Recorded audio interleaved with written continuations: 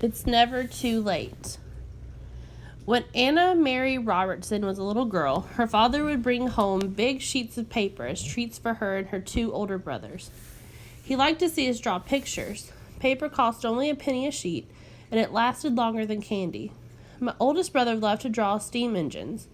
The next brother went in for animals, but as for myself, I always had to have pictures, and the merrier the better.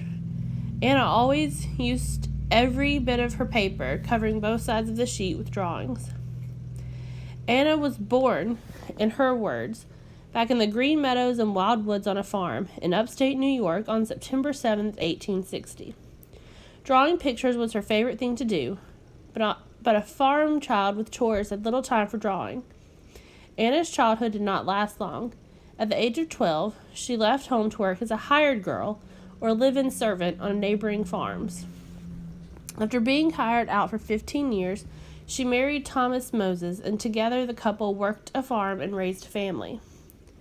When Anna, or Grandma Moses as she would come to be called, reached her late 50s, her workload lightened. Most women her age did some kind of needlework that they called fancy work, so she embroidered pictures with thread. She would sketch a scene, then paint it with thousands of stitches. But when she was in her 70s, her hands began to stiffen with arthritis, and embroidering became a painful task. One day, her sister watched Grandma Moses struggling with a needle and asked, "Wouldn't it be easier to paint instead?"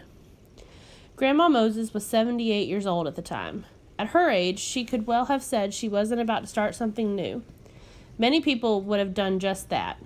Instead, she went right out to the barn to look for painting materials. Her time to just sit and draw pictures had finally come. During all her years as a hired girl, farm wife, and mother, Anna had paid close attention to the world around her. Now, as Grandma Moses, she would paint her memories. She started with paint and brushes that were left over from painting the house and barn, and some canvas that had been used to cover a piece of farm equipment. She used toothpicks to add details to her paintings. Even with these crude materials, the pictures came quickly. From the beginning, her paintings seemed to burst with life. The people in them connected with each other, working, celebrating, and coming to visit in sleighs and carriages. The children worked, but also played, sledding, flying kites, and riding horses bareback. Dogs barked and joined in on the fun. Thunderstorms and blizzards bent trees and sent everyone racing to shelter. A sprinkle of glitter on a winter scene showed how the snow sparkled in the sun. Grandma Moses soon bought better brushes and ordered tubes of oil paint from Sears and Roebuck catalog.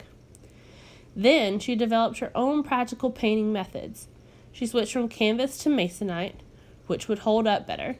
Before starting a painting, she would first find a frame and then saw the masonite to fit the frame. Changing colors meant cleaning brushes and wasting paint, so she would paint as many areas of one color as she could before moving on to another color. Some months later, Grandma Moses displayed a few of her paintings in the window of a local drugstore. They were priced at $2 each. In a Hollywood-like turn of events, the paintings caught the eye of a New York art collector who was driving through town, and Grandma Moses was discovered. Soon after, Grandma Moses began exhibiting and selling her paintings. By 1950, when she was 90 years old, people all over America knew her work, and Grandma Moses just kept on painting. Through her painting, she showed the world county fairs, quilting bees, barn dances, blacksmith and wagon repair shops, laundry days, and getting hay in before the storm. She painted people plowing and harvesting, making apple butter, and sugaring, or making maple syrup. She painted a town with pillars and windows draped in black, her memory of President Abraham Lincoln's death when she was only 5 years old. Her painting called Halloween shows an evening of good-natured fun. A pale moon rises over the farm. Children dressed in sheets run through the yard, carrying glowing jack-o'-lanterns on poles. A team of horses has brought a wagon load of cider in barrels, which men are rolling to the house. The party has started inside, and children lean over a water-filled tub, bobbing for apples. The house must be full of spooky noises because boys are playing a prank. They foisted a farm cart onto the roof and are pulling it back and forth. At 101, Grandma Moses was healthy and still painting, but her legs had become unsteady. Her doctor ordered that her paints be taken away so she would rest. She died a few months later, on December 13th, 1961. Despite her late start as a painter, Grandma Moses created over 1,100 paintings, more than most artists paint in a lifetime. Her paintings are like plays, with action, drama, and comedy that pull viewers into each scene.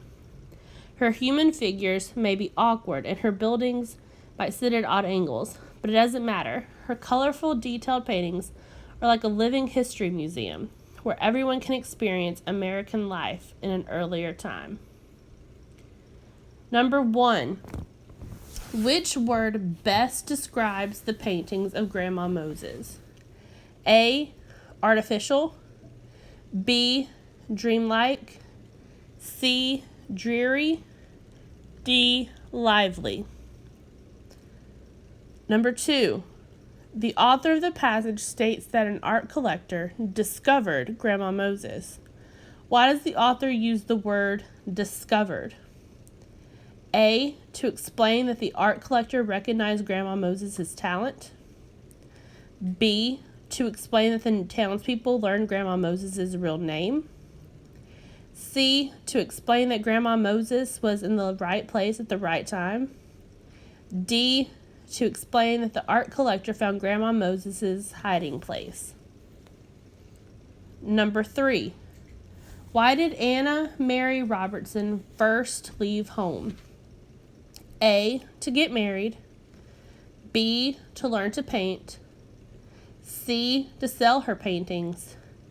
D. To work as a hired girl. Number 4. Why did Grandma Moses take up embroidery? A. It was part of her job. B. Her workload had lightened. C. She didn't want to paint anymore. D. Her sister wanted to help with her needlework.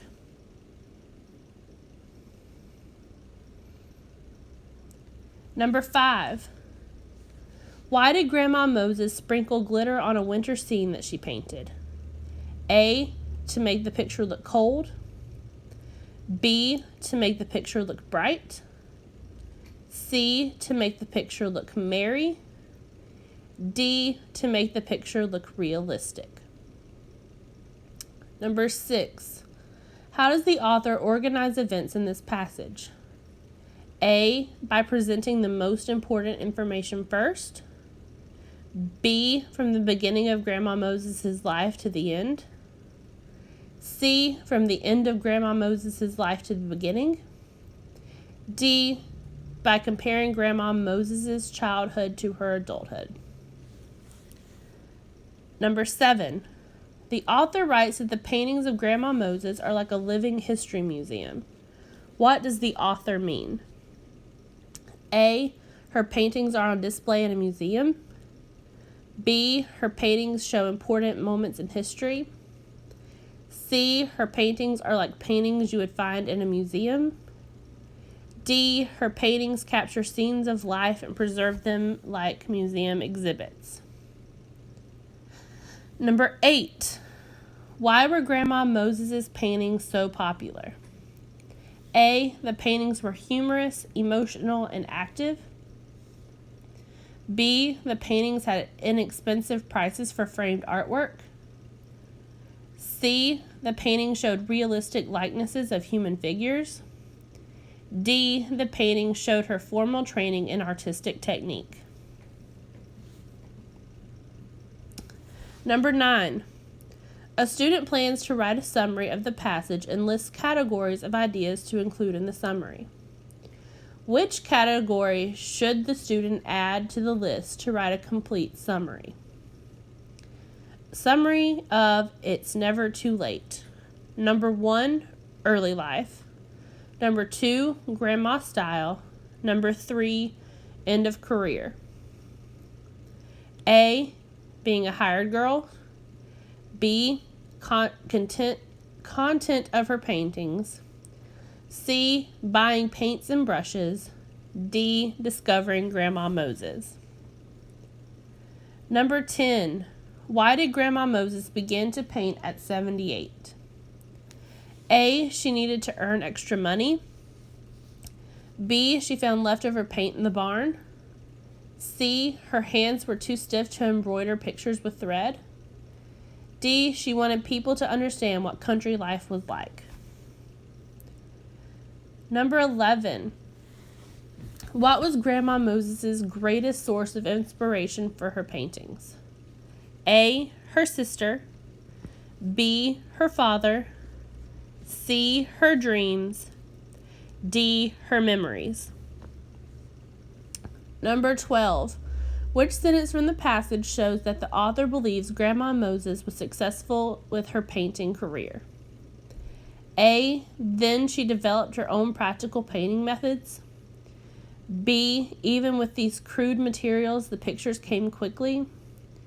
C. By 1950, when she was 90 years old, people all over America knew her work. D. Some months later, Grandma Moses displayed a few of her paintings in the window of a local drugstore. Number 13. What happened after Grandma Moses displayed her paintings in a local drugstore window? A. She bought better brushes and ordered paints. B. Her paintings were discovered by an art collector. C. She switched from painting on canvas to painting on masonite. D. She started painting scenes of everyday life in upstate New York. 14. If you wanted to learn more about Grandma Moses' paintings, which of the following would probably be most helpful? A. A book about art methods. B. A book about American artists. C. A book about American history. D. A book about American art museums. Number 15. To find descriptions of some of Grandma Moses' paintings, you would read A. Paragraph 5. B. Paragraphs 3 and 9. C. Paragraphs 1 and 13. D. Paragraphs 6, 10, and 11.